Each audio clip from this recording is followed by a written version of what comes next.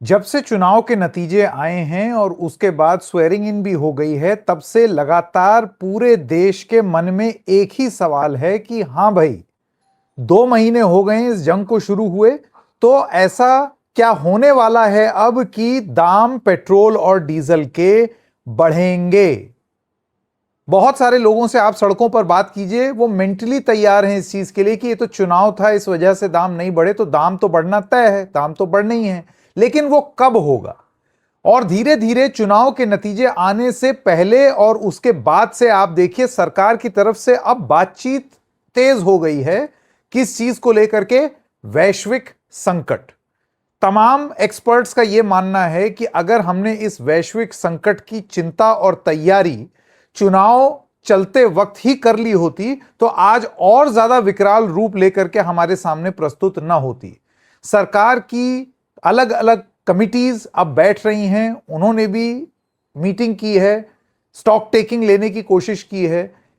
लेकिन जो सबसे महत्वपूर्ण सवाल है देश के मन में कि क्या पेट्रोल और डीजल के दाम बढ़ेंगे या नहीं, आइए उसका जवाब यहां तलाशने की कोशिश करते हैं। सबसे पहली बात आप लोगों को एकदम शुरुआत में ही बता दूं, जिसमें कुछ अब सोचने की जरूरत नहीं है, इशारे साफ हैं, दाम बढ़ने हैं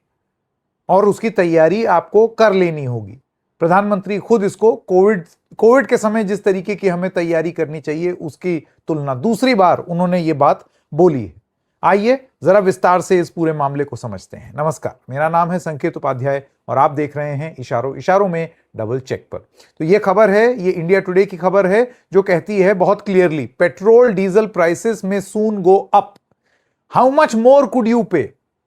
यानी कि मैंने आपको क्या बताया, 9 मई के नतीजे के बाद अब बहुत क्लियर हो गया कि अब जनता को मेंटली तैयार करना है कि बढ़ेगा बढ़ेगा। रोज कोई ना कोई मीटिंग होगी, रोज कुछ ना कुछ होगा, कुछ बयान आएगा, प्रधानमंत्री बोलेंगे कि अब कमर कसनी है, हम सबको योगदान देना है,